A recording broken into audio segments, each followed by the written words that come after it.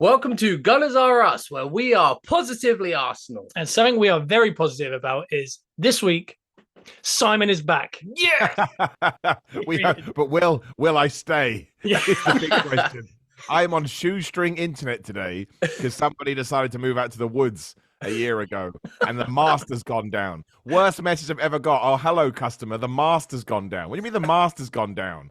But yeah, at the moment, it's okay. I'm genuinely amazed because when I first tried to log in, Zoom just went, nah. It honestly just came up with, nope, we can't log in. But somehow, I'm going to say the football powers that be they've shone down on us. And we've had a good old chat before this, and we're good to go. So, hey, look, even if I get 20 minutes, I'll be a happy man. Oh, yeah. Not very consistent. Our tech and our backup so far is that if Simon disappears, it's fine. He's fine. He's safe. He's okay. He just internet has completely gone, and he's going to send over his predictions, and then we'll get to them later on. So don't panic if you don't hear him. Yeah. And that's more for me, I think. We have so much to get into this week because we're having matches every 2 days. Yeah, it feels like. We previewed last week the Champions League that was happening the night of. Yep. So the Champions League's happened, the North London derbies happened. Our predictions have all come through. We have updates on those, and we've got a Carabao Cup game tonight. We're in a similar situation this week. And if that's everything that's coming up. Yeah. Oh yeah. If then you add the Carabao Cup, Bournemouth, Lens away. That is before the next podcast. Yeah. So if you wanted to review and preview, that's a lot of stuff. It's about 9 things happening.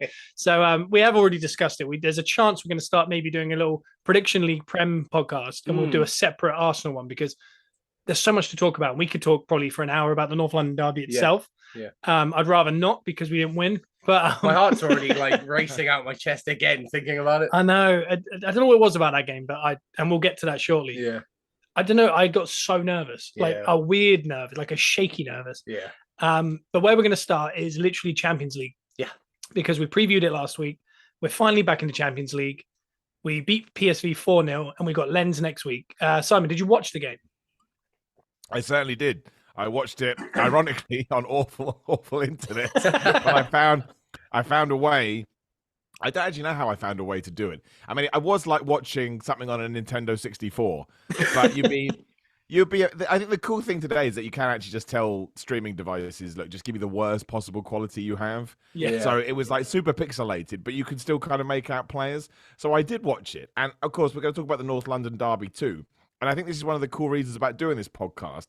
I mean, I know it's an ironic saying, especially for, what we're talking about. But they were like 2 completely different games, right? I mean, of course, they were always going to be. But I was a bit worried about the Champions League game just because of what happened in the Europa League last year. Yeah. And I was like, sometimes that can be a hangover and sometimes players can get in their own heads about it. But actually, it was like the easiest thing in the world. It wasn't a fun watch. It wasn't a fun watch, right? And we actually got to sort of experiment with a few things and see who was going to, what was going to do what. But then I did go and sort of see what PSV had been doing in the last 12 months. And I haven't really been doing much of anything. So I was like, okay, well, let's take this. Yeah. Let's take this with a little bit of a pinch of salt. But again, a win is a win. And a dominant win is awesome. Yeah. It's just, I didn't want to get, I was worried. I kind of did, I suppose. I got a little bit carried away. Like, oh yeah, we're going to carry this on into the next game. Yeah. I suppose you could argue maybe we did. Anyway, we'll talk about it in a bit. But I did watch it. And I just think that it was probably needed at the time. Because it's always a good confidence boost. Yeah. But as always, we have a decent group, all things considered, especially compared to someone like Newcastle. So, let's win all our home games and we'll get to the next, the next phase. To me, that's progress, right? We all keep talking about this. That is progress. Get out of the league format, get into the knockout stages, then whatever. It's a cup competition. You can lose and win against anybody. You just never know. Yeah, exactly. I think your sentiments are exact because I don't think I don't know. It feels like for the last 2 years, every game Arsenal have played, we've either won in the 90th minute, or we win like 1-0, and it's just. But you still feel shaky to the end. I've very rarely under Arteta do we win. We joked about it last week on the pod. Under Wenger, these home games against your PSVs, your Galatasarays, these ones, they were just a 4-0 win, and Walcott would score, and we'd all be like, it was a Wednesday night, and you just enjoyed yourself. And I was like, under Arteta, that just doesn't happen. Every game has to be like panic stations. Yeah. And in the NFL, there's a team called the Minnesota Vikings, and the last 3 years they're so exciting to watch but every game they win or lose is by one score, Yeah. and it happens in the last 30 seconds. And I feel like we've become that. There's no chill games. And I watched that game last week, and I think that was the funnest I've had. Like, I was just like, this is fun. Yeah. It was a throwback. Like we said last week, we wanted a throwback game to the old days where we'd enjoy these group stage games. We get through the group stage nicely. Then we can have a bit of fun in the knockouts where we get to face your big boys, you know? Yeah, exactly. And there's any given Sunday, essentially, like Simon said, like you could do anything. You could get a really good draw. You know, anyone could beat anyone on one occasion. So as long as we can get out there, I'd be happy. And we spoke about it off podcast, but you know, a trophy of some sort, or I'd love to see a Champions League quarterfinal. You know, when the year comes back around and it starts getting lighter later. Yeah. And the Emirates with all the flags going, a quarterfinal, semi-final kind of time, Real Madrid at the Emirates. I'd love to see that. The kickoff at 8, but it's still bright sun and the second half start. I just want to see that. I don't know if that's just an old person way of saying I want to enjoy a football game like that. Yeah. And it's not about just winning. But I do. I want to see that. We haven't seen that in so long. But I did. I just loved watching that game. We were one Havertz goal away from a perfect day, really. Oh, yeah. Like, it would have cleared out all the problems. Everything would have been sorted. Also, we thought. Do you know my worry about Havertz? Is that there was a story this morning where, I mean, it was literally like, you know, I can't remember who the reporter was saying, oh, you know, I've done my due diligence and I've asked around. Arsenal still have confidence in Havertz. That's the worst sentence you never want to hear. Arsenal still have. It's like, no. That's terrible for a brand new signing. We're only in September the 27th. It's 7 games. Right. Well, and he got 007 as well, didn't he? Which was the poor guy. I just think his confidence is shot now. How could it not be shot? How could it? He had all this stuff with Chelsea, which is clearly, you know, continuing to go on. There was a hilarious story this morning that Poch is playing the crossbar challenge with Mudryk to try and get his confidence back up. Yeah, like, and you just read all that and you think, well, he's got all of that on him too. Yeah. I just worry that he needs to leave the Premier League, and it's not even anything to do with him. It's just you need a brand new start. So yeah, that was worrying. But yeah, if only in a game like that he could have just anything, right? Just anything. Yeah. And the thing is, in the North London derby, there was actually a moment, wasn't there? 2-2. It bounced perfectly to him for a volley. Yeah. And he's just skied it. You can see almost in his face, like, I thought that might have been the moment. That was going to be it. And we he all thought, did. oh no, it's really not going to happen. No, I feel sorry for him. Yeah, so we beat PSV, and like you said, they aren't as good as they were. I think we played them last year, and they had Xavi Simons, they had Gakpo at the time. Yeah, they've lost those two. They haven't really replaced them. They aren't a better team than they were like a year ago. No. But Lens are another team that we're playing next week, next Tuesday. It's away from home, first Champions League away from home. They're not the best at the minute, Lens. They're not going great in La Liga. Liga. That's where they're going wrong. That's where they're going wrong. They're in the wrong country. That's the problem. Yeah, they're looking at the wrong league. Wait a minute, we're not doing well at all. They're not doing great, but I'll be interested with, and we're going to talk about some of the injuries, the lack of depth all of a sudden, even though we had so much depth. Playing every 3 days definitely played into North London derby, like you said. It either gives you confidence because you played 3 days before and you scored 4 goals, or do you think Spurs had 7 days to prepare for this one, and they're very like sharp and fit and all this kind of stuff. And I think with that, because obviously Champions League's so far away next week, and it happened last week. Yeah, that'll be all we talk about. But no, I'm excited to see us back in Champions League. I'm enjoying it. I enjoyed the 4-0. How could you not? But Lens away will be the first proper test. I think we'll get to break this one down next week as well, rather than it would have just happened. Yeah. So we can enjoy that. We can properly review that. But I think we'll move on to North London derby because this is what we want to talk about. This is what I need closure on. Yeah. My heart is not full. No. I need you all to kind of mend it to make me feel better, because I've written down on my show note, North London derby, icky, question mark. And I don't know what it was. But from the minute I watched it, in a personal world, when North London Forever was playing, which I was desperate to see because it was like the North London derby, I was taking the dog out because stuff had happened last minute. I missed it. Then I missed the kickoff. I sat down, and the stress I felt, I don't know why. Yeah. I was speaking to a guest host a couple weeks ago, Elton Prince of WWE. I was texting him and he was like, how do you feel? And I said, I feel shaky. And he said, I feel shaky. He's not even an Arsenal fan. Like, he supported Arsenal at different times. He's a Southend fan. He likes West Ham as well. But he said he felt that kind of, this is too important. Spurs are too good at the minute. Yeah. We're clearly not firing. We're under a lot of pressure. Well. This is a pressure moment. And it built up in me. Yeah. It built up. I think it built up in the players as well. You could tell on the field. Like, it wasn't as fluid as it can be. And it hasn't all season, but it felt even more so, didn't it? Like, and I know we're missing Martinelli on the left. And Trossard, his replacement. Trossard was his replacement. Vieira came into the lineup, who did great against Everton. Yeah. I thought he looked really good. Now, I like the idea of taking Havertz out of the firing line. Let him kind of, have a couple of weeks giving us 20 minutes. Yeah. Again, he could have scored a volley near the end of this. That would have been skyrocketed his confidence. Massive, yeah. But these Lens games and the Brentford game tonight are huge games for Havertz. I'd love to see him play number 9. If he can get a goal and a couple of assists or something in the 2 games, then bring him back into the starting 11 in the Premier League. But where were you watching North London Derby, Simon? Well, it's kind of a weird one. I was kind of keeping up to date. I was at wrestling show, right? So right, of course. I was keeping up to date on my phone. Then I get in and I always watch the highlights. So I didn't really get although they were good. They were good extended highlights. Like it wasn't like a 5-minute video. I think it was like a 15-minute video. So again, you don't get the whole flavor of the game, but you don't just get here's a goal, here's an assist, etc.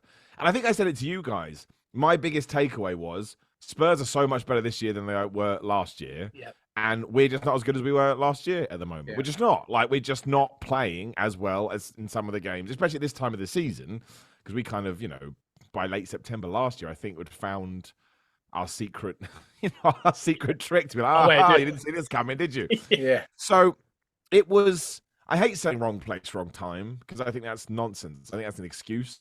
But I do, not as an excuse, but I do think that was the issue. I think we're still trying to figure out the puzzle. Yeah. Whereas Postecoglou was just gone, hey, man, we were terrible last year. Yeah. So as long as we can have some sort of camaraderie, it doesn't even matter that Harry Kane has left. And obviously, making Son the captain didn't work for the first couple of games. Now it has, because I think he's probably just been saying, you're amazing, Son. You're the best. You're the best. Look, I made you the captain. And I think now his confidence has gone up. Yeah. So he looked like the Son of old. I was listening to, it was Talk Sport a few weeks ago, and Stuart Pearce was all like, I think Son I can't remember which game it was after, but he was all like, and I love Stuart Pearce. I think he's awesome. But he was all like, Son's lost a step. And I was like, no, I don't think he's lost a step. But then here he's just like, watch me go. So it's hard, isn't it? Because given the state of the league, especially with Liverpool being like, oh, wait, we've remembered who we are. Yeah. We kind of needed to win it. I think we should have won it based on what happened. But it is a North London derby. Yeah. And I think walking away, even though we did have chances that we didn't miss, I still think walking away with a point, even at the Emirates, at this stage of the season, with everything that's going on, I consider somewhat of a decent result, because it could have so easily have gone the other way. But like this, and I guess it's a dumb thing. I hate it when people say stuff like this, but I'm going to say it anyway.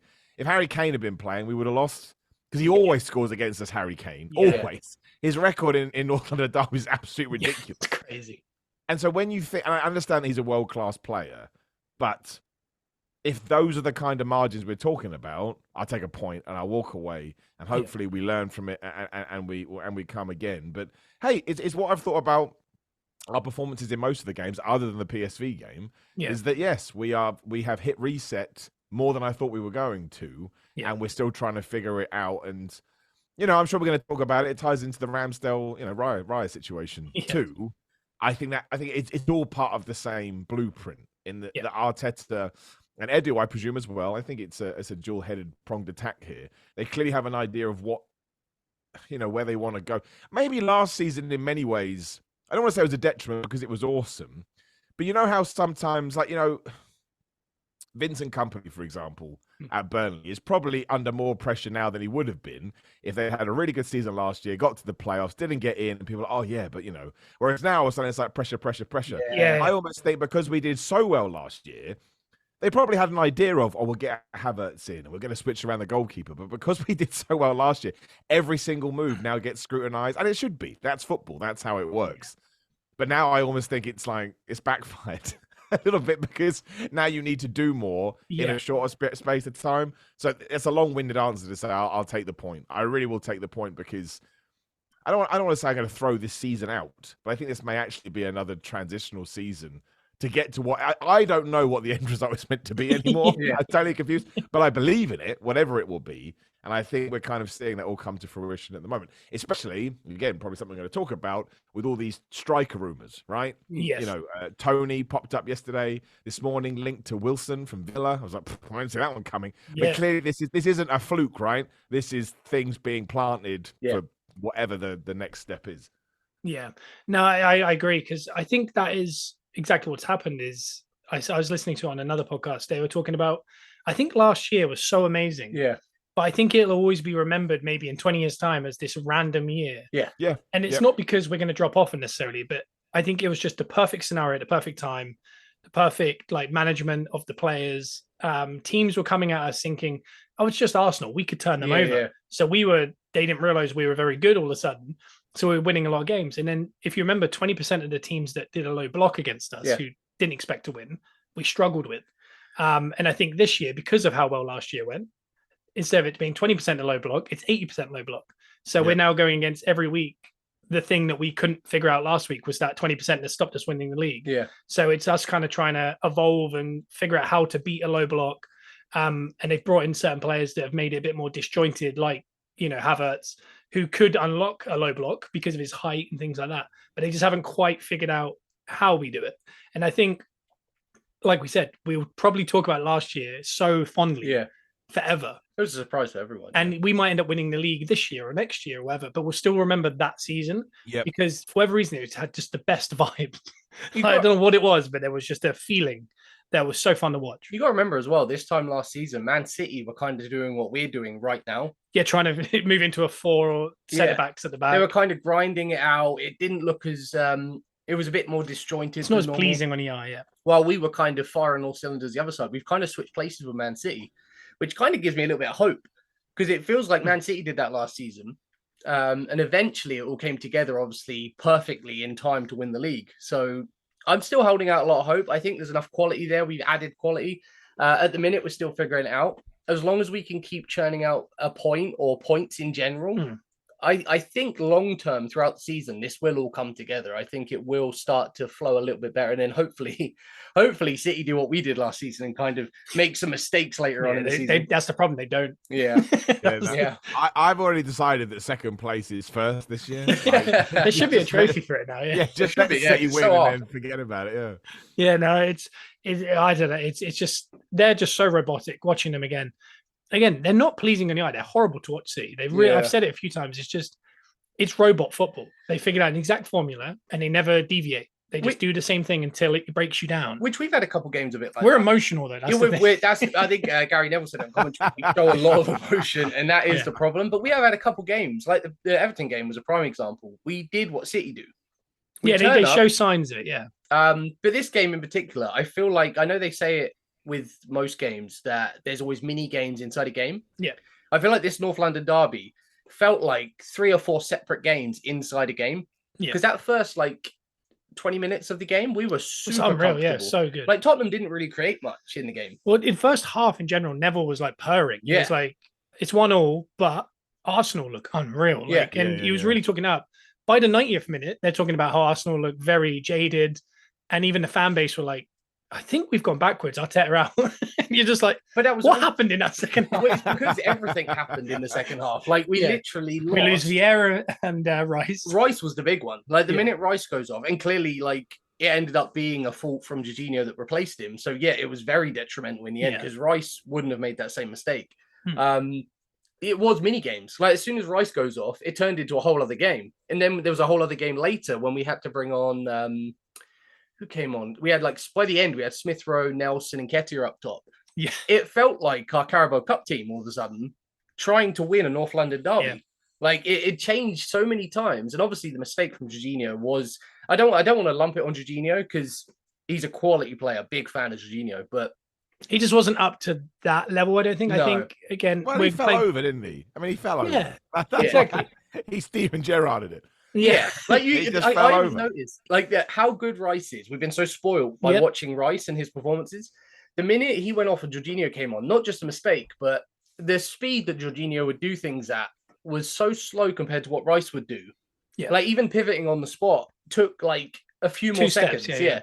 And that was the difference. There was amount of times that Jorginho would get the ball at his feet and he'd end up backtracking and almost passing it to the fullback, passing it to the defense. Yeah. And now we're under pressure all of a sudden. Whereas Rice would have done the opposite.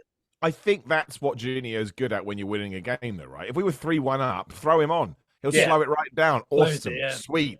But the problem there is we needed to go the other direction. And I also think because it was Rice who's been well, just important to everything this year. I think there was worry that went throughout the team, and everyone's like, "Oh no, this is going to be one of those days, right?" Yeah. And that to me was the first game where, because I actually think we've learned a lot from last year, but this was the first game where we panicked a bit and we fell back into that, oh no, of, which is fine. I don't mind it, because again, I think we've learned overall, and you're always going to have those foibles. But look, I like Jorginho a lot. What I hope this does is just send a message. Okay, we need a better backup for. Not even a better backup, a different backup. We need someone that can come on if Rice goes off and still be aggressive, as opposed to trying to again go backwards, which is what Jorginho does, and he's very, very good at it. But it wasn't what the game needed at all. No, it was almost perfect timing. Like, without the mistake, going 2-1 up, Jorginho being on, you would expect that to be us closing the game out now. Yeah. But the mistake is obviously what led to it, and obviously, like we've said in the week, everyone talks about errors in games. And we said, Jose Mourinho said it years ago on Sky Sports when he was a pundit. He said every game comes down to errors. Yeah, every goal is an error somewhere at on the this pitch. level. Everyone's quality, and it takes an error for a goal to happen usually, and every goal is an error usually. You either slip 20 yards from goal like Jorginho, or you aren't marking someone early on in a play, and everything is an error. It's all errors. But at the end of the day, I think someone said it recently. They were saying there's a lot of panic about Arsenal right now, just because it's like, oh no, what's happening? And he kind of summed up and said, at the end of the day, we were good. We had some bad injuries. There was a panic that, like Simon said, ran through the team. Yeah, it ran through me, because I think the result doesn't bother me. It's the injuries that are worrying me, because I'm thinking, what's the knock-on effect? And he said, there's some injuries. We dealt with it. At the end of the day, our most experienced player made a mistake that led to a goal. Yeah, they didn't create one more chance after that. No, we created a few. We didn't win it. Oh well, let's move on. It's fine. But I think it's the lingering, how long's Rice out? And the back injury, we got PTSD from Saliba last year. Back injuries are another. It's like, they keep saying, it's not serious. And I remember this from Saliba. It's not serious. And then 3 months later, he reappeared for preseason. Well, I think at the time they said he was sat on the bench with some ice on his calf. Taped to his calf. And I remember thinking at the time, okay, that's fine. He's felt a little tweak. He can't perform how he wants. That'll be fine. Yeah. When they said back, I was like, okay, that's a problem. That could be a big problem. We'll see. We'll have to see. I think the stress as well is City's 2 weeks away. They lost Rodri this weekend to a red card. That means he'll miss. And everyone was saying Rice, even Partey back by then. Yeah. This could be amazing, because the two of them against Calvin Phillips essentially in their midfield. We could boss the midfield for the first time in years. And then all of a sudden it's like, Partey, he's still out. Rice might be out now. And then to add to that game, we had Trossard and Martinelli out. They also had, we have Timber. Again, we were talking about the backup to Rice. It's Partey, but how can we have two world-class number 6s, both of them unavailable? Two world-class number 8s, both of them not available. Left wing not. Also, I am buying into this Calvin Phillips thing, because he's starting tonight, right? And Guardiola's on the media press offensive. He'll be the greatest player ever later. That's what he does. Anytime Guardiola comes out with these weird things, he said, oh, yeah, we haven't done right by Calvin Phillips. You're like, what does that even mean? Every time he does this, he's going to come out and be the best player ever. I'm like, brilliant. There we go. They got another one now. Great. Just absolutely great. That's what will happen, because it always happens every day. It's as far as the game goes, there's a couple of funny things in there. Like, obviously, the injuries are the biggest concern. There was a concern before the game. There's a concern after the game, because it seemed to double.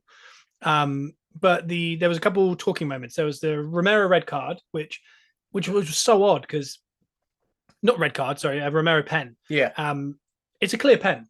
He hasn't meant to do it. The hand's away from his body. It was a stupid handball, but it still counts. It's still part of the rules. It's one of those that I was like, I feel bad for the guy, but I mean, it's going in. They have to give a penalty.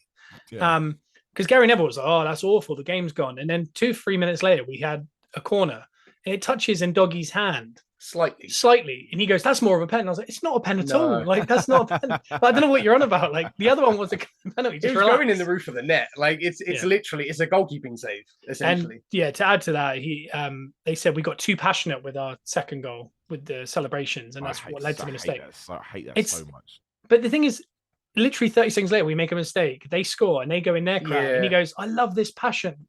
It's like, but you were just telling us that we shouldn't have been passionate. It's a North London derby. He's just scored, know? And I know people have an issue with the dart throwing. I think it's funny. I think it's clearly a friend Oh, they're clearly mates. That's why he made a quip about it afterwards. They're clearly buddies, and it was like, I'm going to wind you up. Oh, I like Maddison, what he said. He was like, he was still doing the dart celebration when I turned him for the first goal. But it's just good banter. Like honestly, that's what I want. Like I love football, but it's not important. I want it to be stupid and ridiculous, and I want you to celebrate a goal like you just won the lottery. Otherwise, what are we doing? What is the point? And look, Tottenham score that goal, go nuts. You earned it. You deserve it. Go. And they did. Nuts. They did. Yeah. They loved it. But no, I thought Tottenham. It's the first time I've properly watched them. I thought they looked actually very good. Yeah, they're very neat and tidy. But we could have been 2 or 3-0 up after 30 minutes. We kept. Yeah, we're a bad team. Yeah. Yeah, we just didn't finish our chances, which has caused what you were talking about us being rumored all these number 9s. Was Jesus dispossessing Maddison in the box and just instantly thrashing at it. I think there was a couple others where Eddie got in, Jesus at the back post. We could have been 2-3-0 up at 30 minutes, and then we would have just cruised. Yeah. And that is a worry, but at the same time, it's like I think also their goalie played really well. He did. I haven't seen him. I thought he's quite good. Yeah, I thought he was good. So I don't reliable than Lloris has for the last couple of seasons. Yeah, definitely. And quickly, while we're talking about goalies as well, how about that Raya save? Oh yeah, that was nuts. It's like Seaman at was it Sheffield United? Yeah, you were there. Yeah, I was there. Greatest save ever. Dug it out of the goal. No, I thought Raya on the day was actually very poor. I thought he made some good saves, but his distribution, which is what he's in for, it wasn't good. Was really bad. Weirdly, I didn't notice. Go on. So go on, man. You go. I was going to say in the time I didn't notice it, but Odegaard, I've seen. I think he made 57% of his pass completion. Wow. I think he made 19 successful passes in the game. All of that's very bad numbers for a central midfielder. Yeah. I didn't notice in real time that he played badly. But there is a video of him after the game. He's very really dejected. Yeah. And again, he's just signed a deal. He probably wanted a big moment, and he's done the opposite kind of thing. Now he can down tools now. That's what you do, isn't it? You sign a big deal, and then you just give up for a while. He'll turn up late in his Ferrari next week if he dropped against Bournemouth. I think the minute Odegaard has a Ferrari, that's when we got to worry. Oh yeah. I just don't think I don't see it. But no, I think that's all we kind of need to talk about in North London. I started to feel better. Yeah. I've started to feel better. My heart rate has gone down, But I definitely need to stop getting that stressed. It sounds ridiculous. Apart from a thrashing, I'll take any score in a North London derby. Because it's nuts. It's a stupid. And I know, like, it's always, if you're a United fan, the Liverpool game will be bigger. And if you're Everton Liverpool, that's going to be bigger, etc., etc. But, any kind of derby, even if we had lost 2-1, I've been absolutely devastated. But I always just throw it out. I'm like, well, what are we going to do? Like, it's just one of those games. It's always nuts. I remember that a few years ago, and it was just like ping pong. It's like, you score, we score, you score, we score. It's definitely the most entertaining derby. Yeah, absolutely. So I never, again, as long as they don't win like 5-0, I always just shrug my shoulders. I'm like, well, what are we going to do? What are we going to do? How beautiful is it, though, that we have something that does that? Like for people, I always think this, like people always say, like, why are you going so crazy about football? Like, it's just football. But how beautiful is it that we have something that we could talk about, that we get invested in? Like, I think that you have to have beautiful distractions everywhere. And Arsenal being a great one. But you just don't want it to upset you. No. Because it still upsets me, Simon. Look, if you want, I'm going to do my little segue here. I'm very upset about the goalkeeper situation I've decided. I'm upset about it. And look, it is complete. This is why I'm not a football manager, right? Because you can't have this kind of emotion to be a football manager. Well, you know what I mean? This specific type of emotion. I am upset that Ramsdale didn't start that Champions League game. I just am. The Champions League one hurt, didn't it? Even if he had made literally 42 howlers and we lost 42-0, I'd still be like, he should have played that game. He should have played that game because he helped get us there, right? Yeah. Look, that is so irrelevant when it comes to success. And Mikel Arteta can't lose his job. He can't go, well, I like you, Aaron Ramsdale. It's not how it works. But just from a purely, human emotion, point of view. Yeah, it's just like this isn't cool, and that does worry me a little bit because, and look, it's so fickle. Raya will now be brilliant, and in 6 weeks' time, be like, right, he's the best goalkeeper ever. But my favorite thing about Arsenal, especially last year, was that teamsmanship, and everyone says Aaron Ramsdale is such a good dude. I can't get away from that at the moment. Yeah. And I know I really respected the fact that he was, even though he got dug out for that too, he was clapping every save and stuff. He gets dug out either way though. He was either moping or they were like, that's embarrassing. He's like, what is he supposed to do? But he doesn't know the camera's on him. That's what really annoyed me. Yeah. He's like, he does not know when he's on television. So what is he? What do you want him to do? Yeah. And also, given how Arteta has spoken, if he doesn't do that, he's never getting back in the team. Yeah. Like that's his whole thing, isn't it? You better support everybody else, otherwise screw you. But it did just bother me, and it won't be a big deal because if Raya plays great, then who cares, right? It doesn't. Unfortunately, that's just how football works. But yeah, it does upset me, but just because. I tell you why, because now, either in January or next year, we're going to buy a number 9, right? We are, a 20-goal number 9. I'm like, well, why the hell didn't we prioritize that before we over the goalkeeper? Switch the goalkeeper. But again, I am not an elite football manager. And I think sometimes as fans, we say things and we're like, we don't actually know what's going on. We don't know what's going on. They don't do this for fun. They haven't been employed just because, this will be hilarious. This will be funny. Yeah. We were talking about yesterday as well. I love Ramsdale. Yeah. He's like in the top 2 or 3 favorite players at the club. But I was like, if he leaves and goes Chelsea, United, all these teams, I was like, he'll be the most disliked player in the Premier League from me. Yeah. He had I'm sure other fans hate him. Because he winds everyone up. He's like Jose Mourinho, isn't he? Yeah. Yeah. He'll come back to Arsenal. He'll play well at the Emirates. He'll start pointing at a crowd and making jokes, and I'll be like, I hate this guy. Yeah. Do you know what's even worse though? He'll be totally justified in doing it. Yeah, because he has been wronged. Yeah, on a purely he didn't drop the ironic. He didn't drop the ball. No pun intended. He didn't. He was perfectly fine. And if we hadn't got a new goalkeeper, I wouldn't be going like, "What are you doing?" Yeah. So this is the one player that if he goes, even if he went to Spurs and became amazing, and came back going way, I'd be like, "What can I say?" Yeah, you're right. Yeah. We're in the wrong. Screwed you over. You should be like this. You have a complete justification to be a dick. It's totally understandable. He's like the opposite of Adebayor when he came back at City and like ran the length of the field. Was unnecessary. Like, I hate this guy. So you're like, I guess we deserve it. His general popularity with Arsenal fans as well, I think, because for 2 seasons now, when it's come time to buy the new kit, I've attempted to get the Arsenal goalkeeper kit. So we sold out. It's the only kit on my Arsenal Direct that is sold out within weeks of the new season. I know. Arsenal Direct, I don't know if you're listening, but sort that out because I really want a goalkeeper. They're listening. You're going to wait for the time when I get my Ramsdale shirt finally, which I've been waiting 2 seasons for, and then he'll leave. No, Joe has this issue. He gets a name on a shirt and they leave. Yeah, it's a problem. So it always happens. I think that's Arsenal Direct's way of telling me not to get this Ramsdale shirt. Don't get Saka's shirt. Don't ever get a Saka shirt. It scares me. It's okay. Yeah, don't do it. So yeah, I look. Raya is not a bad goalkeeper, and there's no way he left Brentford to be number 2. Let's be realistic now. A conversation would have been had behind closed doors. Yeah, but I just hope it works out because and I genuinely, if it does work out, which of course I want it to, I really hope we sell Ramsdale. I mean this as well. This is the stupidest thing I ever say. I don't care. Sell him at not at a loss, not at the premium rate that he probably deserves to go for, and let him play football because he didn't do anything wrong. He just didn't. He didn't, and I think sometimes you have to reward that too. I think it's important. It's weird as well because I've said like Brighton do the same thing. They have 2 keepers. Yeah, they seem to play 2 or 3 in a row, and then the other one comes in and plays 2 or 3 in a row. And I thought, oh, he's just doing what Brighton do, and it is just a new way of footballing because it's so new. We don't understand it yet. But Brighton have been doing it. They're doing it great.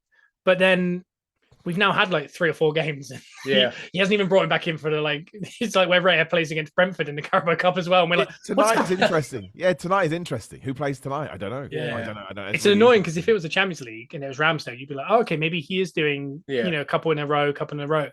But the Carabao Cup almost guarantees that Ramsdale is second choice. But it's just worked out that this is the one where it doesn't mean anything, right? Yeah. So it's tough. I think I got a feeling Ramsdale will play the Carabao Cup and against Bournemouth.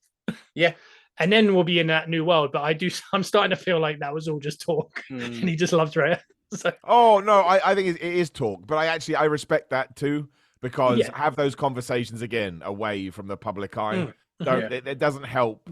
It doesn't help. I mean, it kind of does make him look a bit silly again publicly because he doesn't do what he said he was going to do. But again, he's clearly lying all the time. But it's gamesmanship, isn't it? That's PR. That's what that is. It's like I say the right things because it's important to say the right things and keep everybody on side. Yeah. I think Wenger lied every time he did a press conference. That's all he did. And more. He never saw any of the matches he just watched. But it's true because look at the alternative. You go all Ten Hag, and you have to have those stories every single day, and it's like, oh my gosh. Yeah. Anyway, that's a different story. All right. We ended up talking. We did at the start of the season. We said we're going to talk about VAR or Havertz every single week. I'm sure of it. I never thought we'd talk about Ramsdale, but it's becoming a weekly thing of like, damn. I love him so much. Every week, though, something we do talk about is prediction league. So even when Simon wasn't on the show, he still did his predictions. We were still saying what he chose and all that. And I can confirm as of last week, so this last set of fixtures, Simon, you got 5 right out of 10. I'll take it. I'll take 50%. That's absolutely fine. It's very good. Joe got 2. He had a bad one. And I got 5. So Simon and I both won this week. Wow. Which actually overall puts us, Simon's got 2 wins, Joe's got 2 wins, and I have 2 wins. Excellent. This is what I'm talking about. It is tight. And then after the 5 weeks, overall, I've got 20 right out of 50. Joe's got 21, and Simon has 22. So it is. See, that's amazing, given that I will never, ever bet against Luton. If I actually just chosen some proper Luton scores, I'd be doing even better. I tell you, Simon, we need to talk about Luton because I watched some of those highlights of the Carabao Cup last night. Oh, they're terrible. They're really bad, aren't they? They're really bad. They're really bad. It makes me love them even more. It's like the proper underdog. Like you haven't learned anything from the championship. You've not learned anything. Oh my goodness. Yeah, they were bad. They were 10-man at home against Wolves. Still drew 1. They got a point though. Point on the board. Do you know what? I actually thought that was a really good point. Only you're right. They should have won. I couldn't believe. I watched those highlights too, and I was like, for goodness sake, lads! You just can't lose, though. You can't lose that one. But the thing is, because Sheffield United then got thumped, I was like, okay, well, actually, this is quite good now. Again, points on the board, and who are obviously our competitors. Again, Burnley can't win, which seems really unfair because they actually play really well. I've watched them play; they're actually quite good, but they're not getting any points, so that's fine. And Sheffield United are now, I think, are in the doldrums. I don't think they're going to do anything. So if Luton can actually just sort of, get some home form, I don't think they're going to be okay. I think they'll get relegated, but at least it's not as awful as Sheffield United and Burnley being sort of 18th and 19th, but being like 15 points away from Luton. Yeah. I don't think that's going to happen now, which is I'll take that as a win too. Yeah. It definitely feels like the 3 promoted teams are potentially going straight back down. I think so. I think it goes back to what I said earlier. I think another season in the Championship actually would have done Burnley the world of good. They're easily a Premier League team. Yeah. But they just need more time. And I think he needs more time as a manager. He's been doing it like, 4 I hope they don't sack him because he's their best bet if they go back now. Yeah, he's so good, again. And he talks so well as well. I really respect his. I watch his post interviews. He's one of those managers like, I like you. I liked him even when he used to bip Arsenal all the time. But now, even more now, I just think he's one of those guys. I think he'll do really. Seems like a good guy. Well, I think the whole club has a good aura around it at the minute with the new setup. So with JJ Watt. Yeah. I tell you, who's not in a good moment is Chelsea. That they lost to Villa at home. Oh my God! They're playing the crossbar challenge, and not just that. Pochettino's beating Mudryk at the crossbar challenge is what we learned as well. Exactly. He needs to play. And he even backed it up by telling him, I'm 50. Yeah. I've won. He needs to play. This is the best thing about Chelsea being awful, is that I was annoyed about Caicedo and I was annoyed about Mudryk. But because they've gone there and been wrecked, now I can pretend that if they had come to us, they would have been rubbish as well, which I don't actually think will be true. No, I think it's the Chelsea effect. But I can still say it doesn't matter now. They're clearly rubbish players, and we dodged a bullet. I don't know what's going on anymore because Pochettino is a good manager. He's a good manager, right? Do you know who benefits the most from this, or the two people? Graham Potter absolutely now looks wonderful. Yeah. You know what I mean? Any stain he had on him is now floated away. I actually think it's saved Frank Lampard too. I really, really do. I don't think anyone will point a finger at them anymore because it's even worse now with arguably a better manager with experience, right? You could say that Graham Potter didn't have this type of experience. Well, Poch has, and he's not doing any better. But I don't get it. I don't understand because it's a really good team. It's a really good team. It is. I don't care what anyone says. But they're rubbish.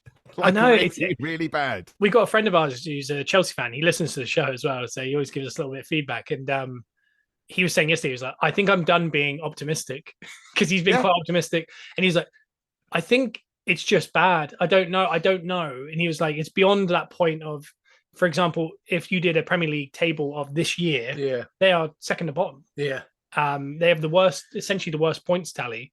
But then on the other hand." it's just come out this year. The only two unbeaten teams XG wise are Man City and Chelsea. So Man City have won all their games, so them winning the XG is normal. But I mean, Brighton haven't lost, Arsenal haven't lost. I don't think Brighton have lost, Arsenal haven't lost, Spurs haven't lost, City haven't lost, Liverpool haven't lost. We've still lost XG games. Yeah. Chelsea haven't lost an XG game, so they've created more chances than the opposition in every single one of their games, and they haven't really won. They should have got Lukaku. It sounds so. They should have made up, shouldn't they? In hindsight, they should have just gone, just play some flipping football, man. Yeah. Who even cares? Because now all this, I can never pronounce his name properly. Is it Osimhen, the Napoli striker? Yes. Osimhen? I saw this morning. Awful. That TikTok stuff is the worst thing I've seen in ages. But instantly he's been linked with Chelsea. And I'm like, look, guy, it's a great signing if you get him. You know, he's world class. But you had Lukaku right there, man. You could have you could have gone in January and you could have all shaken hands on it. Just 6 more months. Yeah. We need you. It's all right, Nicholas Jackson, but again, he's super young, doesn't know the Premier League. For goodness sake, give him some time. So yeah, the whole thing is just nonsense. It's absolute nonsense. It's one of those that you just say, eventually it's going to come good because they're creating too many chances. They don't concede many goals at all. But that should have happened by now. You're like, it would have gone bang by now, but just every week goes by and you're like, and then they've got this group of fixtures coming up. And we could probably start with the Chelsea game for the Prediction League. They're away to Fulham. And then after that, I think they have Arsenal, City, Liverpool, Tottenham, and Newcastle away, and Brighton. Wow. That is their 6 fixtures essentially afterwards. They're going to get relegated. It's going to be amazing. They genuinely could end up with no points from all of that, or 1 or 2, and be looking at 5 or 6 points near Christmas. It's really a crazy. I know we've been in a situation the last couple of years where you think, could we get relegated? But we were always like 11th, 12th kind of area, and we were worried, but we're still winning games.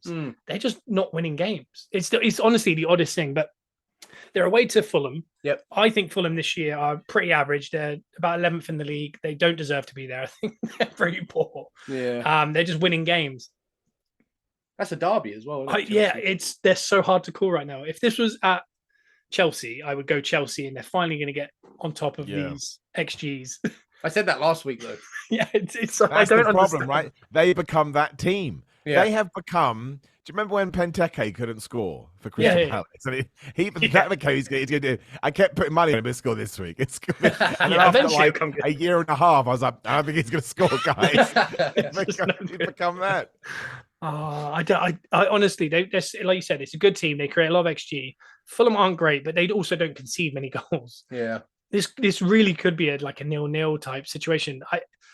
I'm going to have faith. I think this is going to be Chelsea's win. This is the one win they're going to have in the next 6 or 7 weeks. Yeah. So I'm going to go Chelsea 1-0. Oh, you know what? Last week I backed Chelsea for the Villa game because I feel like they have a little more potential, weirdly, than Man United do. I feel like Man United's a mess from back to front. The whole thing's a mess. I think Chelsea have, on paper, potential to be very good, and I think they will come good. But it's not this week. Last week I tried to do this and I went Chelsea. This week I'm going to have to go Fulham, I think. Okay. I'm going to go 1-0 Fulham because I can't do that again. Yeah. Okay. I'm going to go 1-1. I think it's going to be a draw because I think that's football irony summed up. I think Chelsea will score and then Fulham will get the equaliser. Chelsea will be so sad they won't be able to score again. So I'm going to go 1-1 and then it's a draw. And Fulham. I mean, Fulham lack the Mitrovic was their dude quite clearly. Although I watched one of his interviews the other day. He's just an asshole of a human being. More power he's just to him. A bad guy. He's just a dick, which is fine. Why you're allowed to be? There's nothing wrong with that. But I think maybe that actually helped them too. I imagine the dressing room he would wind them up in a good way. So I'm going to go 1-1 draw. Cool. The team that beat Chelsea last week was Aston Villa, and again on paper, Villa at Chelsea, it just felt like a 1-0 win to Villa. It just felt right, and it happened. But they're home this week to Brighton. I think that's a really good game because I think these are the two teams that are looking to push Europe a little bit. Yeah. Villa have been really good at home. Yeah. I just think Brighton are so good.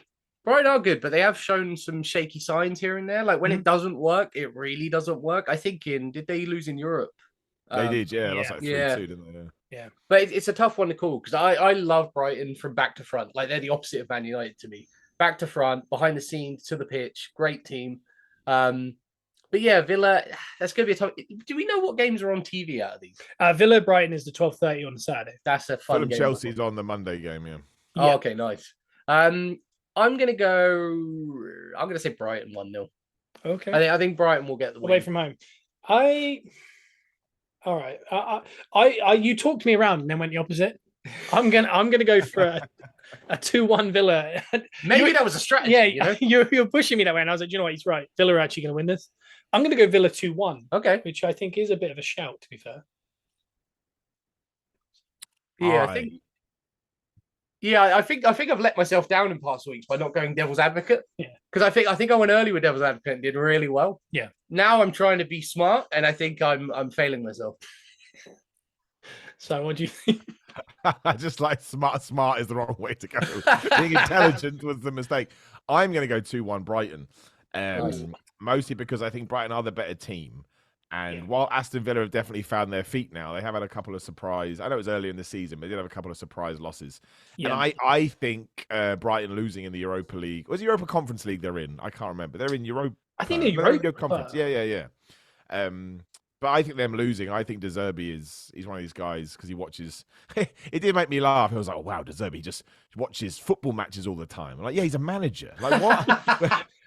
It's amazing. It's more amazing because he's here by himself and his family are still in Italy, is it? Or wherever. Is that right? I didn't know that. Yeah. But again, that is his job. Like, that's just what Arsene Wenger used to watch tape all the time. You're a manager, Arsene Wenger. Yeah, he's not going home and watching Married at First Sight, is he? Exactly right. So I actually think it's going to help them, and I think they get better and better.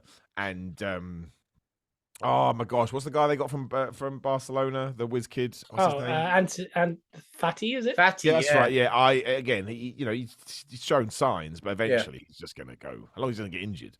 And I think this could be one of those games. So yeah, even though they're away, I'm going 2-1 Brighton. And for your fantasy football owners out there, Matoma, people that are stuck with Matoma, he got 2 goals this last week with that 3-1 win. I didn't stick with Matoma. Nor did I, which I regret. The thing is, though, he won't be there next year, but it doesn't matter because Brighton have already got the person to replace him. He's already there being made in a lab somewhere underwater, so it doesn't matter. So a game next is Man United versus Palace, the first of the 3 o'clockers. Last night in the Carabao Cup, this exact fixture happened. This happens every year. There's always a game that happens. Because football's rigged. Yeah. Man United at home to Palace. They won 3-0 last night. Man United put out, I would say it's about 3/4 full strength against 3/4 full strength Palace. Palace looked like they did not want any part of being there. They just wanted to get through it. But did you see Hodgson in the pre-talks, pre-press conference? He even said, like Premier League's more important than Carabao Cup. If your manager's telling that, you're going to walk out there and go, what do I care? What do I care? We're not playing to win. So they didn't even try. Well, I think until the last 10 minutes, I don't think they'd had a shot on target, shot on goal, and they had 2 touches in the opponent's box. That clearly shows you what they were doing. They definitely were saving themselves for the game at the Old Trafford. I'm going basing on probability. Man United aren't going to win 3-0 against Palace at the weekend. I can't go with Man United losing at home. I think a Man United 2-1 win. And I think it'll be tight. I think it'll be a late goal. I think it'll be 1-1. Yeah. And then maybe a late Mason Mount goal. You know what? You reckon? I'm gonna go for it here because I think I'm even gonna put a little bit of money on Palace. I think a Palace 1-0 win because I think that United team, no matter what happened last night, different game, different set of circumstances, and I think that Palace team is way more organised than that Man United team is currently. So yeah, I'm gonna go Palace. So I got a conspiracy theory. Hey, I think Roy Hodgson has played a blinder here. I think he has sacrificed the Carabao Cup to lure Man United into this, we've got them. Yeah. And they're going to come out and be a completely different team, and United aren't going to know what to do. Yeah. But it is Old Trafford, so I'm going to go 1-1. I think it's going to be a draw. But I think it's going to be a completely different Palace team. And I think when the 90th minute comes, United are going to be like, oh, thank flub for that, man. I think it's going to be Palace on the front foot. I think Roy Hodgson is that cerebral. I really do. I really do. I think he's... I loved his post-match interview as a complete aside. When someone said, how do you feel about it, Roy? He's like, what do you mean how I feel about it? We lost. What stupid question? That is a stupid question. I hate it when reporters ask that. It's dumb. It's dumb. Don't ask it. No, I like Hodgson a lot. And he trains the life out of them. So they'll be drilled. And again, they didn't have their main back 4 playing against Man United last night. That's why I'm going draw. They got an injury to Dean Henderson. Result for Palace. Yeah, I do like Palace, and Eze will be hopefully firing. He'll start. Yeah. Maybe Benteke will come back and get a goal.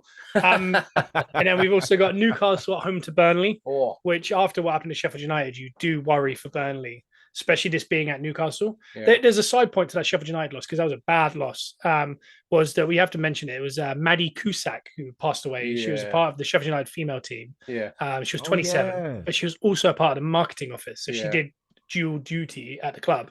I just saw a news report that just came out and it said there's no suspicious. They're not treating it suspicious, but really sad. And it was really sad to see actually in that game was they did a minute's applause.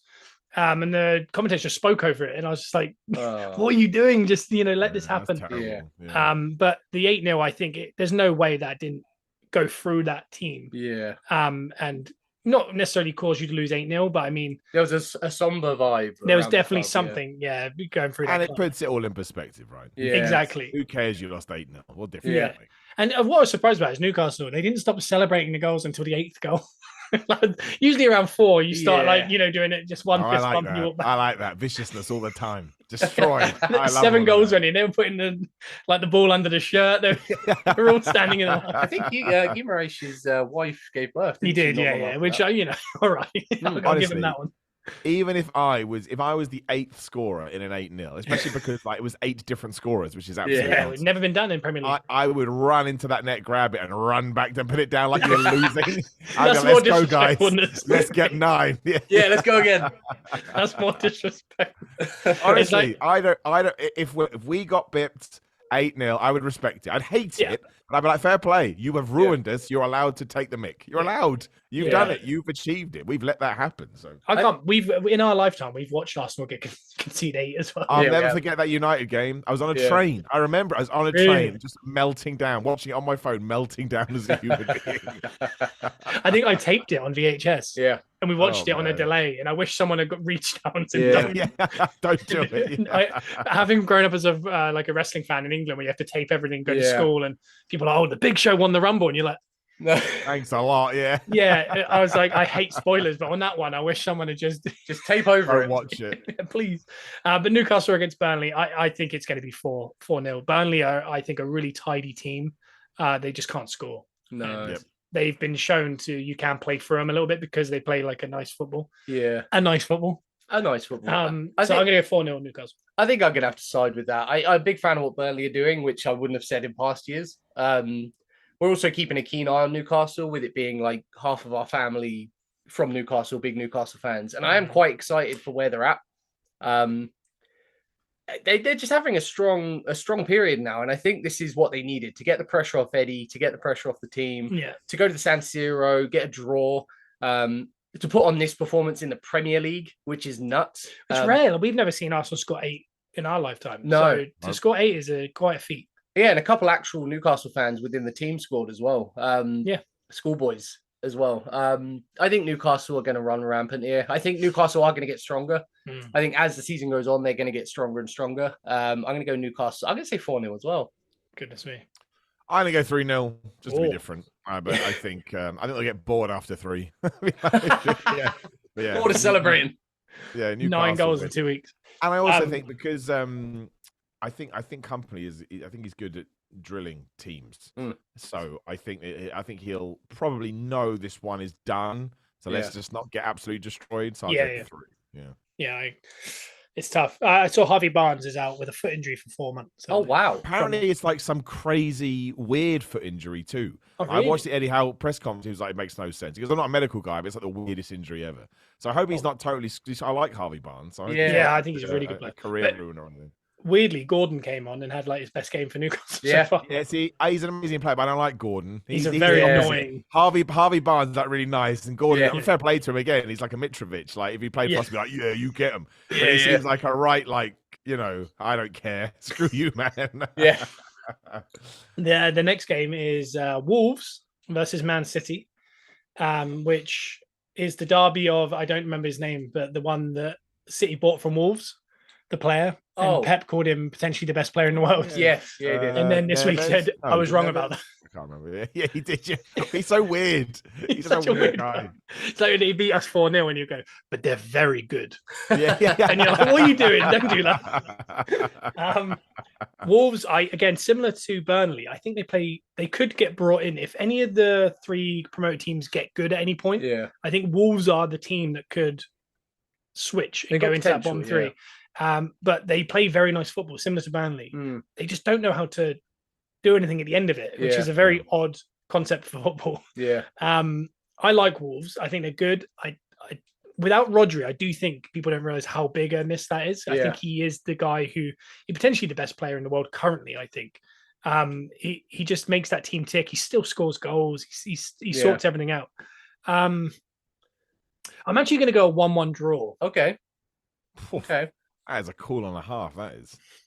Yeah, I think I'm in a similar boat. I think I'm very impressed with Wolves so far. They haven't obviously done too much. But if Joe says I'm in a similar boat, he's about to go 5-0 City. Do you know what? My heart is telling me to go Wolves here. Yeah. And I may even put a little bit of money on it. You need to relax. But for the sake of my points within the prediction league, I am going to have to go Man City win here. I think I'm going to have to go 2-0 Man City or something. Like I like the value the points in the prediction league more than your own actual money. I know. I know. This is recorded. People can hear this. I need to get my pride I think I'm on going to side. put money on Wolves, but I don't want to lose points. So Man City. I'm going to go City. I'm going to go 3-1. I think Wolves will score, and then Man City will go, oh, yeah, we're really good at football, and they'll turn it on, and they'll just score 3 goals, and then they'll get bored again, as they always do, and just turn it off. Yeah. And that's what happens every single game, and Haaland will get the last goal because he'll be annoyed that he hasn't scored, and it will just be, when you watch it back, it will be ridiculously easy. Even though for probably 20 minutes, it won't be, because, again, they haven't turned it on yet, but 3-1 City. Yeah. They'll just make 600 passes after that 3rd goal. Just give them the title now. Give Haaland the golden boot. Like, what are we even waiting for? Just finish it off. It's ridiculous. The next game we got is West Ham, Sheffield United. I thought West Ham had a good showing at Liverpool at Anfield. The score was 3-1 to Liverpool, but they were actually very good. They were a bit unlucky on a couple of decisions as well. Again, Liverpool, and sometimes, like, for example, last year, everything seems to go right. Yeah. Liverpool are having that so far. They've had some weird decisions go their way. They're just winning games, and sometimes that's what you need to challenge City and come second. Yeah. But I think West Ham are actually all right. I think Jared Bowen's playing as good as he's played. He's got 4 goals away from home in 4 games. I think this is a West Ham win. I think this could be 3-1. Sheffield United, anything but at home, I don't think they're getting points. Doesn't help that they lost 8-0 at home. But I just don't see him getting points away from home. Yeah, I felt early on, like after the Man City game, I think it was first weekend of the season, I thought Sheffield United showed a little bit of grit. Like, they showed the grit, but I don't think they've shown it again. Since then, I think they put everything into that game and kind of, just destroyed themselves. West Ham, very good this season. I don't think they've let the Rice departure really let them down at all. No. Similar to what Tottenham have done with losing Kane. I think they've kind of worked with it. I think this is a West Ham win all day. I don't think Sheffield United, they're only going to get some points this season, and it won't be against West Ham at West Ham. Yeah. What score? I'm going to go 3-0 West Ham. I like it. So my West Ham thing, I like Antonio. I think he's a good old fashioned lump striker. But I think actually, if they had brought in I can't even think now.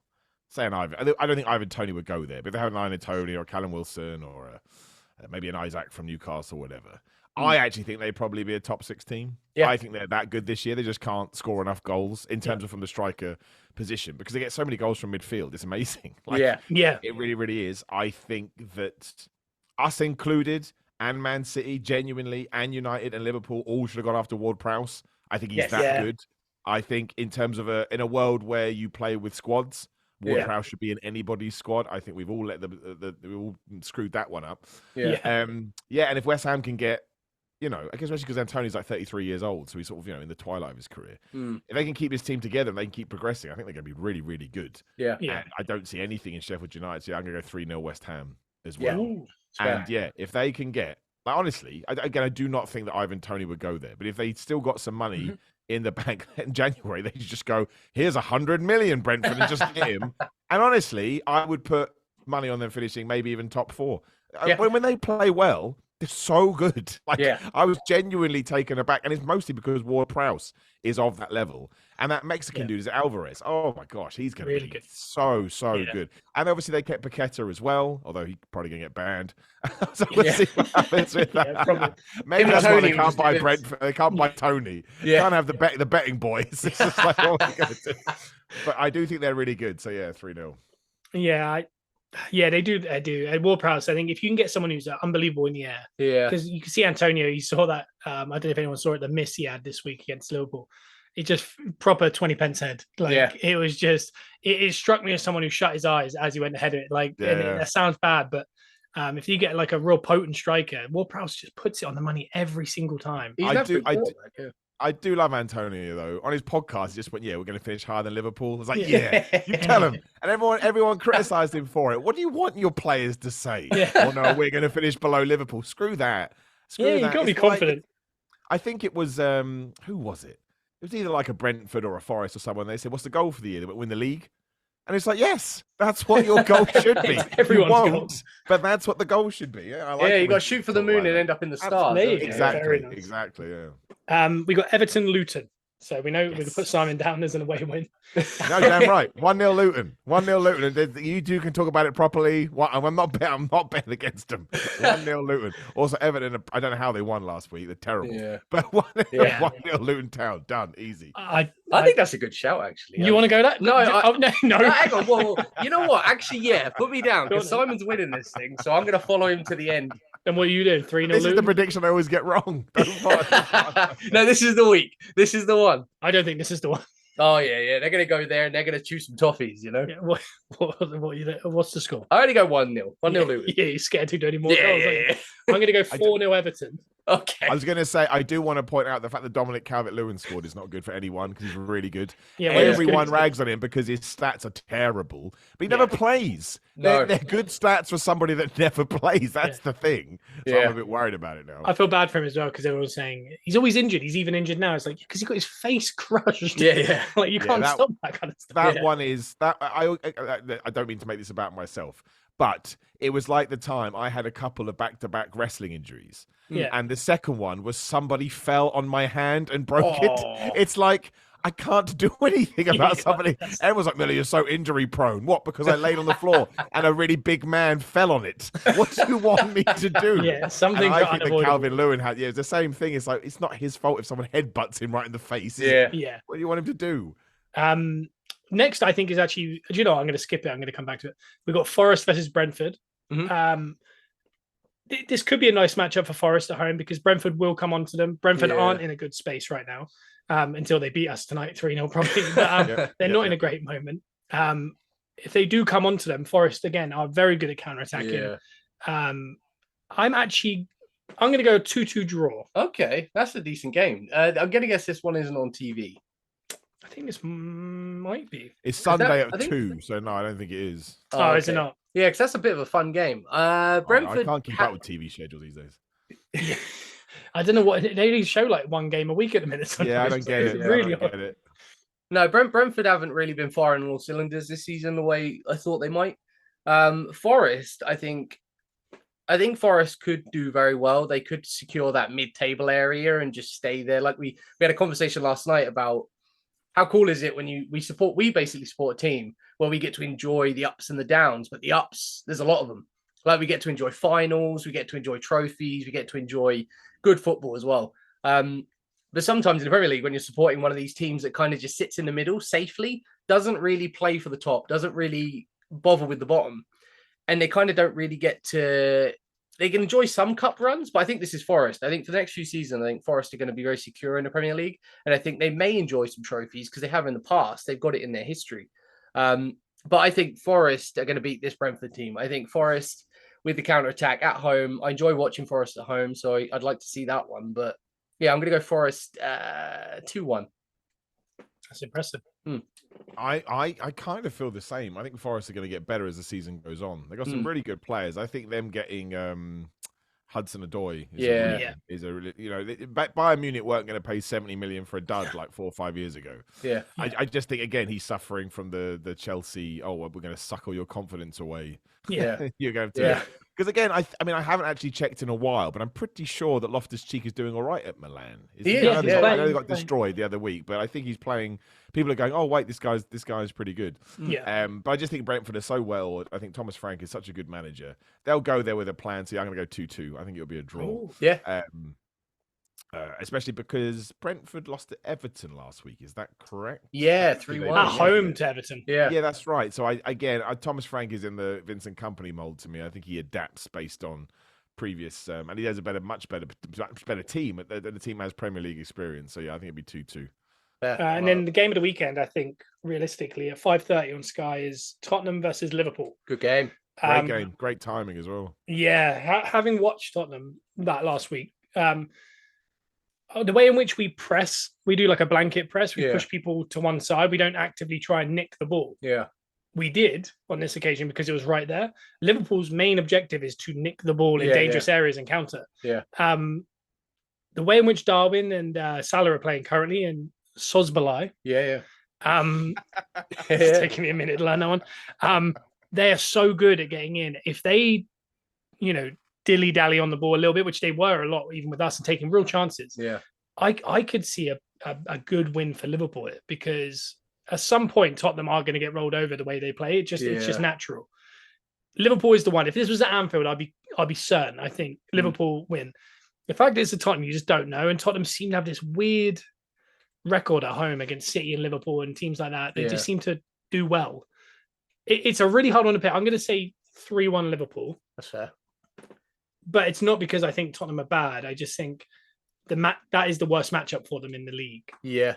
I think this is going to be a bit of a boxing match. I think they're going to go back and forth. I'm going to say I was going to go on a tirade there of like just putting over Tottenham again, but I think don't do that. We've done that plenty. They're fine. It's an Arsenal podcast. Yeah, Jesus Christ. I'm going to go 2-2, I think. I'm going to say draw. A high-scoring draw could be on the cards for this one. That's what I said last week in North London Derby. I said it's a high-scoring draw. One team is going to win it 4-3 or 3-2. Yeah. That's exactly what happened. I think with the big teams, Tottenham are going to draw that out of a lot of people. Yeah. So I think it's going to be 3-2. Okay. I don't know which way. That's how close I think it's going to be. Neither team can defend. Intentionally so. I mean, that's why they don't care. Alexander Arnold is just push forward. Just doing whatever he wants. He's an inverted 10. Right, yeah. It's absolute nonsense. And they're both firing as well. They both scored a lot of goals this year. So I'm going to go 3-2 Liverpool, only because Liverpool are the masters of somehow in the last 5 minutes of a game finding goals. I mean, they've done it so much. So yeah, but I'm not. Of all the games, it's the one I'm least. I'm going to sneeze. No, it's gone. Oh, it came and it went. Got you. I think it's going. Yeah, I think it'd be the last 5 to 10 minutes, and they'll get a goal. And Tottenham, it may actually end 4-2 because I think here we go. Here it comes. There it is. Sorry. I was going to try and mute my microphone. Wasn't ready. Yeah, I think Postecoglou at 3-2 will go get him. And I actually think that Liverpool probably score again. Yeah. But I think it'll be a great game. But I'm going to go 3-2 Liverpool. But I'm not confident. Usually I have a good gut feeling about these things, apart from Luton games, which I just make up. But this one, I honestly don't. Like if somebody in a bizarre scenario came in here right now and put a gun to my head, I'd be like, I'm totally screwed. Like any other game, I'd be like, I'm pretty confident here. But this one, don't know. So I go 3-2 Liverpool. It's going to be a good one. The one thing I'm interested about is Maddison. He hyperextended his knee against Arsenal. Yeah, it looked horrible. Bad. And he played on me. He did go off shortly after. Yeah. They haven't really mentioned anything that I've seen. If he were to be out for a bit, I do think they'd miss a massive amount. Yeah. But they do look good. Yeah. But I do wonder without Maddison what it'd look like. But it's gonna be a good game, whatever. I'm excited to see that one. Yeah. And the last one to predict is Bournemouth at home to Arsenal. Off the bat, I'm interested to see the team news. Arteta mentioned, I nearly called him Wenger. The Rice is out of the Bournemouth. The Brentford, there's so many B's. Brentford game tonight. Mm-hmm. So is Saka. So is Martinelli. So is Partey. And a lot of them wouldn't have played anyway. Yeah. But I think he mentioned Saka and Rice are probably out of Bournemouth as well at the weekend. So this weekend, we could be looking at a Jorginho, Havertz, Odegaard midfield, which is very Chelsea. And then on the left side, maybe Smith Rowe, maybe Nelson. Yeah. So, and then on the right, maybe Smith Rowe, maybe Nelson. Gabriel Jesus down the middle. Yeah. I don't know.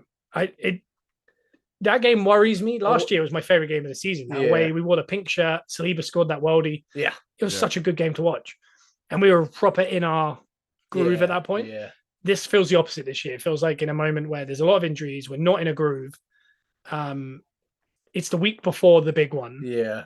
I don't know. I really don't know. I'm obviously going to go Arsenal win because similar with the Luton thing, I kind of have to manifest this into existence. But I'm going to go 2-1 Arsenal. Okay.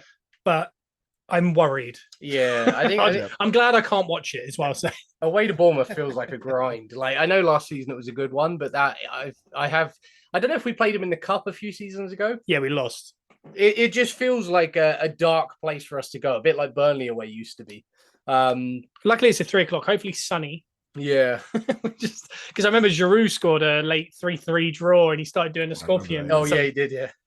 No, I think with the injuries and stuff, this is going to be a bit of a grind match. But I do think we'll win. I think we'll get a win there. We'll bank 3 points, but it'll be tough. What's the score, do you think? I'm going to go 2-0 Arsenal. 4. Yeah. I'll be very happy. Spurs did that recently, and Bournemouth looked really good in spells, but Tottenham just kind of slowly zapped the life out of them. Simon, what do you think? Yeah, I don't think Bournemouth are very good this year. And I don't think it's their fault. I think that American owner has come in and he's changed the complete format. I do think the manager is quite good, but I think the problem is he's learning the league. All the players they brought in are learning the league. Yeah. The style he wants to play is a bit like Company and what he did at Burnley last year, but he got to do it in the Championship. And I know the Championship is hard because you got, Tuesday, Saturday, whatever the hell it is. Yeah. But the Premier League, as Luton are showing, is a completely different. It's a completely different beast. And I don't think Bournemouth have I think their last 5 games have been like loss, draw, draw, loss, loss. Yeah. They haven't won a game this season, and if they beat Arsenal, more power to them. Like genuinely, I think that's an amazing result for them. But I just don't think they look very good at the moment. I think they've scored 5 goals. I think something like that. I looked earlier, something like 5 goals in 6 games or whatever. So there's no way that they should win, even with our second string team. And though again, I don't believe in second strings anymore because I think you need depth in numbers. So I think this is a good game for Jorginho as well. Yeah, I think that is the type of game. Yeah, look, I don't mean this in a disrespectful way, but the players he's coming up against, he's better than. He just is. He's a better quality player. Plus, he's got the experience, which is what Bournemouth do not have. They don't really have anyone sort of great experience. So I think it's going to be either 2-0 or 2-1. I'll go 2-1. I think Bournemouth probably get a late goal, and that will be the usual 5 minutes of hell. Panic. Yeah, it's just like, oh no. I can't. I think we will win, but that's fine because I think going away again, going to what the hell's the name of Bournemouth ground? I can't remember. The Vitality. Yeah. That Kenilworth Road, Turf Moor. I don't know the name of Sheffield United's ground. But, Bramall Lane. Bramall Lane, that's it. Of course, I don't know if it is still Bramall Lane, but I still call Ellen Road Ellen Road. I don't know if it is. I think going to all of those grounds and winning 2-1, 1-0, whatever. I think they're great results. I think they're huge results. Yeah. And ultimately, the way I look at it is, if we want to be challenging for top 4, which we should, you have to beat Bournemouth, especially at this stage of the season where they're not really doing much of anything. So 2-1 Arsenal. They're in control of most of it, and then an awful last 5 minutes where we melt down into mush. Yeah. What's interesting as well is this time of the year. This time last year, after 6 games, we're 1 point worse off this year than we were last year. And this time last year, we had won 5, lost 1. This year, we've won 4, drawn 2. Okay. So we're unbeaten this year, but we're 1 point worse off. But this time last year, we were like, are we going to win the league? We're so good. It's the pressure. So it is weird, how our minds were. It's probably because obviously we were playing unreal football last year at this point. Yeah. I don't know. We need to gain back those points that we dropped with the home Fulham game as well. Yeah, we need to beat Bournemouth, and I think we have to beat Man City. If we beat Man City, I think it's anyone's game. Yeah. Because, and also, I'm so scared of people going unbeaten as well. Yeah. I'll take a draw against City at this stage. I really, really will. Because at the moment, that counts as a loss for City, right? Because they just win. So if you get a draw off, we take points from them. It's like, we win. Yeah. We get the victory. We'll take it. And then while Rodri's out. Yeah, but that's how good I think they are. Honestly, you watch. Here's my other prediction as we end here. Calvin Phillips tonight is going to be the greatest player in the world. That's what's going to happen. That's what's going to happen. Happens every time. He'd be primed and ready for the Arsenal game to become the best.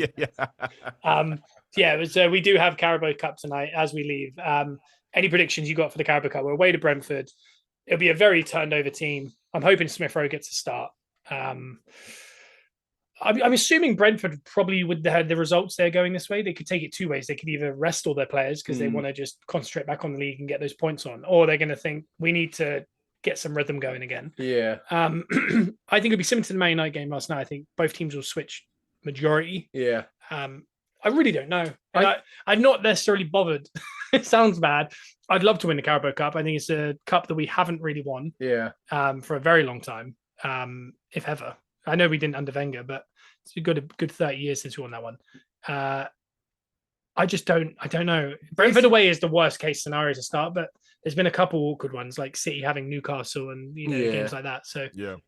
I think Brentford away is always a hard game, especially for us in the past. I think if we are playing a very changed team, I think they're going to come out with quite a strong team. So I think Frank not only deserves a trophy, but he'll want to put a trophy in the cabinet of some kind. And the Carabao Cup is probably the best bet. So I think they're going to go stronger than us. My head is telling me we'll probably lose this one, and it wouldn't be the end of the world. No. Like, I'm fine with that. Like, there's no pressure on this game in my mind. Like, I'd take the less fixtures from this one. But my heart is telling me I want to go with an Arsenal win. Yeah. I think we'll win 2-1. I think it'll be a tight game. I think it'll be a draw for the majority of the game, but I think we will get a winner. And I think Havertz is going to score the winner. Let's just hope. Yeah. I'm going to go with it. Do Carabao Cup games go to penalties now? They do. I think they go directly to penalties. Yeah. I'm going to go Arsenal win on penalties. I think it's nice. That's nice. Games. Yeah. Looking at the fixtures as well, it's Newcastle, Man City. Mm-hmm. So a bigger team's going to go out there. Yeah. Man United already through, but you got Chelsea against Brighton. So another bigger team's going to go out there. And then us versus Brentford, which again could knock us out. Yeah. So Man United still. Liverpool got Leicester. Tottenham already out. Yeah. It's a. I don't know. It feels like the year that if you could just get through a couple and maybe win this and then get Exeter at home next. Yeah. You could just chip away. Yeah, and in a couple rounds' time, it could be the only big team left. So Exeter, the Giant Killers, took out Luton Town. They are. So that is it for the show this week. It was a slightly, I guess, a longer one. It was jam-packed, though, wasn't it? It was. We got through everything, we think. Yeah. But as of this time next week, we would have played Bournemouth. We would have played Brentford. We could be out of a cup. We could have lost to Bournemouth, and we've got to go away to Lens. Yeah. And then next week we'll be previewing the big Man City game. Yeah. Before the international break. Oh. So. The international break. Another one. I was saying to Joe last night. I was like, after the international break, it is like games every 3 days until like March. It's a long part, I think. Unless they've added one in November. I can't remember. But I don't know. Probably. If they have, I'll be I was like bored of international. I'm just going to say, I don't care. Yeah. Honestly, this time last year, we were watching the World Cup. I enjoyed the World Cup. And I was like, can't wait till next year just to watch football through Christmas. And it's just club football, enjoyable. Yeah. And then it's coming this year. And I feel like there's an international break every 2 weeks. So it feels like we're back at the World Cup. It's just nothing matters. That's the problem. No. I'm just checking. Sorry. Yeah. But before, has anyone got anything to say before they leave? I think, you know what? It's been a bit shaky so far in places, but I think we've also been very unlucky. I hate saying unlucky because it sounds like you're whinging a little bit, but I think there has been some games in there where the game has only turned because of instances within the game, not because the game was turned by the other team against us. Mm-hmm. I think we obviously had like an unfortunate red card at Palace, which turned that game into chaos. A few of the other games had very similar scenarios. This Tottenham game also had similar scenarios where we lost some major players before and during the game. I think as a whole, I still feel super positively Arsenal. I think we are in a similar boat to City last season, which did work out nicely for them in the end. Yeah. So I think at this point, if we're going to take a little breather and look back at what's happened so far, I think we haven't lost yet. Like, we're still gaining points no matter what. The only points we really dropped were probably the Fulham at home game, which is ideal. So I think everything's looking pretty good. I think we are going to go on, get stronger. I think everything's going to fall into place. Havertz is going to come good. He's going to figure out his role in the team. This really is positive, Arsenal. All right. Well, yeah, I'm just trying to reflect on it, because you kind of get wrapped up in the chaos and like the more negative parts of the game you tend to end up talking about. But I think in general, I think we're in a very good place. And I think it will be us and City in the race. I do believe that. Okay. I think it will come down to some things happening here and there, like maybe City will get some injuries, which they don't often get. I think there could be a major injury in there somewhere. I don't want to like put anything on anyone, like touch wood. But Haaland, I think, could get a knock at someone because he hasn't. Haaland doesn't get injured anymore. But I think he's a robot. It could happen. I think it's one of those things. And once that happens, I think all bets are off. Like, I think at this point, they are very organized, but he is the difference. He's the one that's just scoring goals for fun. Yeah. Like, it's him and Rodri, and luckily we've got half the robots out. Yeah. So it's nice. So I do have some negative. Okay. There's an international break in October after the City game. Yeah. There's another one in mid-November. Oh wow. And then the next break is January. There's the start of the FA Cup, which is whatever. But I think after that it's clean sailing till March. Okay. But it just, when you look at the fixtures, it just feels like every few weeks there's a big gap in dates, and you're surely not again. Yeah. Cool. You can follow us at ByTBA on all forms of the social media. Simon, you're Simon Miller 316. This is what I plug every week. So I hope it. 6. Want to do that for stupid idiot? It's actually my birthday. 316 is my birthday. March. So there you go. That's why I did it. Nothing to do with anybody else. It was written in the stars. But we'll be back next Wednesday. Yep. With another episode of Gunners Are Us. Hopefully we'll have Simon back. Nothing happens in the next week, we hope. I'm amazed by internet. I mean, honestly, you guys a few times have been going at like 3 frame rate, but it didn't break. So well done, Zoom. You did it. Absolutely success rate. So the tech gods are with us. But we will see you next week, hopefully with the tech gods with us again. But we'll see you then, Joe. So how many games have we got between now and the next episode? 3. 3. Okay, so I'm going to end it like this. Come on, Arsenal! Come on, Arsenal! Come on, Arsenal!